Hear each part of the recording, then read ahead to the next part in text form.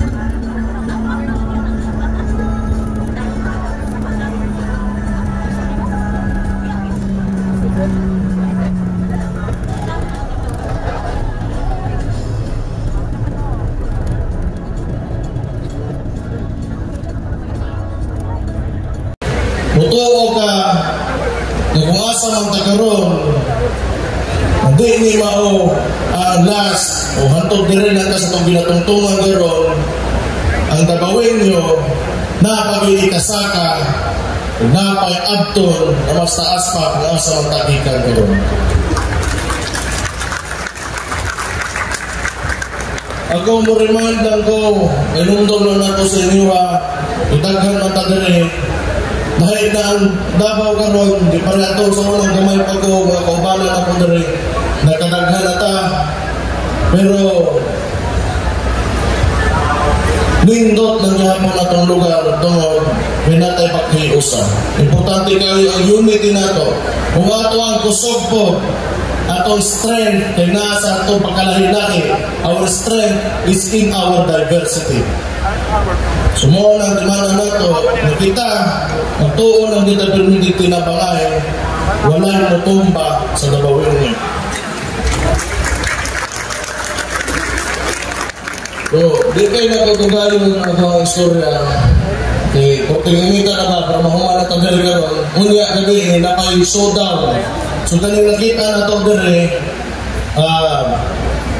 2-minute performance na mali, unya pa dito soda, kung asa mas dagan ng ligot ng pag. Unya mas taas ang buhaton sa rindar-rindar. Pero sa tanan ni suporta at mga major sponsors, ang Exicom, kauban na Ma'am Biao, Ma'am Jean Bangayan, salamat kayo sa mga tanan ng gobyerno na itabang nagtrabaho para ni Kadayawan. Siyempre, sa mga dabawin nyo, kamong nadias tubangan na nagpainit na karon, salamat kasi nga sa suporta sa inyong lokal na gobyerno. Sa ato ang mga pulis o sundalo, salamat kayo sa pagbantay sa mga tao na nanaw na nag-celebrate karon Kadayawan. Kita, pangandoy tao, mas mahayo pa para sa tuang tanan, tuulan tag kalinaw, tuulan tag pagkayusa. Mabuhay mo tanan mga dabawin nyo. God bless you all. Salamat. Kung may uto sa ilang tanan. Ayan mga babayan, no? So yan, iantay natin, no? So alarming lang masyado kasi no, nagkakandal sila ng jogging dito mismo sa harap ng QOJC, no? Compound itong mga kapulisan. Which is alam naman natin na may mga bangayan dito, may mga talagang hindi ka nice sa kagandahan na pangyayari. So ayan, tingnan nyo mga bayan, ipakita ko lang sa inyo. No, kung kayo ba'y agree, no, sa ganitong gawain ng mga pulis ngayon sa Davao City, na alam naman natin na may tension, no, between QOJC, kay Pastor Kibuloy, at itong mga pulis. O ayan na po, parating na po sila. O, tingnan nyo Yan. Yan.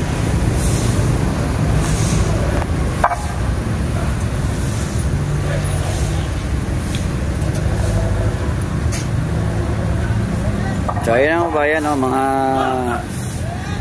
naka-jogging, naka-full, no, complete battle gear. Bit-bit yung armas. So, mga bayan ha. Yan sila. Pagod na yan. No? Parang inano yata ni Diwata, no? Pinarusahan. Ayan yung pulis ngayon sa Davao City. Oh. Dapat sana kung mag-jogging sa ganyan kagaya ng isa, oh, 'di ba? Oh. Kasi kinawawa talaga ni Diwata lang. So yan mga kabayan, this time, no? At this moment, nasa loob po ako ng City Tourism Office sa Davao City, no? Medyo antok na tayo dyan kasi nga madaling araw tayo, no? Gumala dyan sa may tapat ng QAGC para magbantay, mga babayan. Tapos dumiretso tayo dyan, no? Sa loob ng City.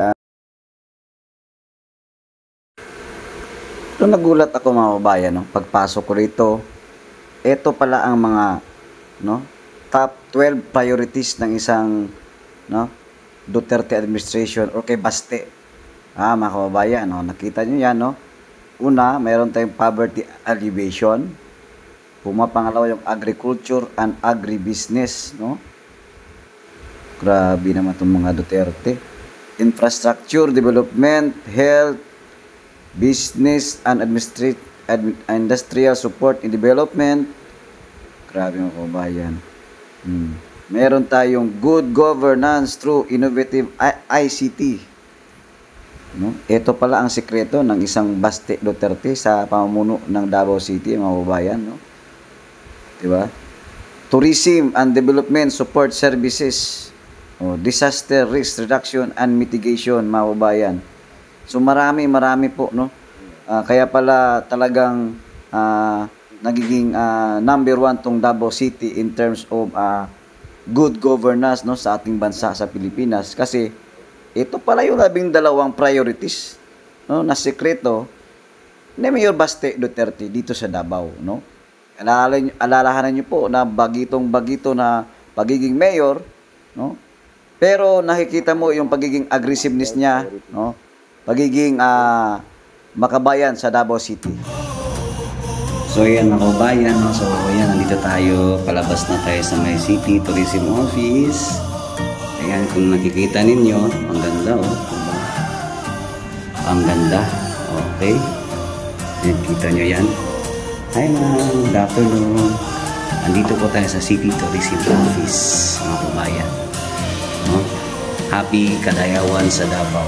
Despite of everything happening, lalaban ang taga Davao City. Tingnan nyo yan, oh. See? Dito nyo nakikita ang tribong nagkakaisa. Okay? Yeah, City Tourism Operation Office Davao City. Kaya mga bayan, no? Dito yung opisina nila. So, kumuha tayo ng media pass, no, for coverage in the upcoming Indak-Indak sa Katagalan bukas at saka dun sa Pamulak, no, Festival Floral Float. Ayan, let's go mga kabayan. Okay.